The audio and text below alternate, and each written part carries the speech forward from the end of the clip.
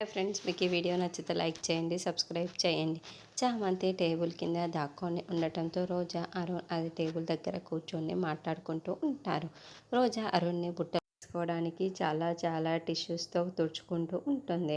అయితే ఆ tissue paper కింద పడిపోవడంతో అప్పుడే దానిని తీసుకుందామని రోజా కిందికి చూస్తుంది. అప్పుడు చామంతి డ్రెస్ కాస్త బయటికి కనిపిస్తూ ఉంటుంది. ఎవరబ్బా టేబుల్ కింద ఎవరో ఉన్నట్లున్నారే అని రోజా టేబుల్ క్లాత్ని తీసి చూస్తూ ఉంటుంది. అయితే చామంతి రోజా వైపు చూడకుండా ఎక్కడో పక్కకు చూసుకుంటూ రోజా టేబుల్ క్లాత్ తీసి తనని గమనిస్తున్న విషయం చామంతికి అస్సలు తెలియదు. రోజా ఏమో చామంతిని చూసేసి, ఓ డబ్బులు ఫోన్లో పంపివ్వడం కుదరదు అని చెప్పి నన్ను ఫాలో అవుతూ వచ్చి నా సీక్రెట్లన్నీ తెలుసుకుంటున్నావా? నేను ఏం చేస్తున్నానో తెలుసుకోవడం కోసమే నువ్వు ఇంత డ్రామా ఆడావా? అంటే నా రహస్యాలన్నీ నీకు తెలిసిపోతాయి కదా. ఇప్పుడు చూడు నేనేం చేస్తాను అని రోజా మనసు అనుకుంటూ ఉంటుంది.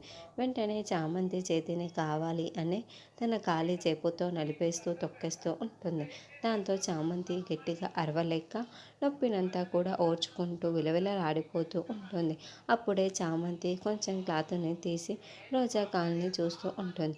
రోజా ఏమో అస్సలు వదలకుండా అలా చామంతి చేతిని నలిపేస్తూనే ఉంటుంది.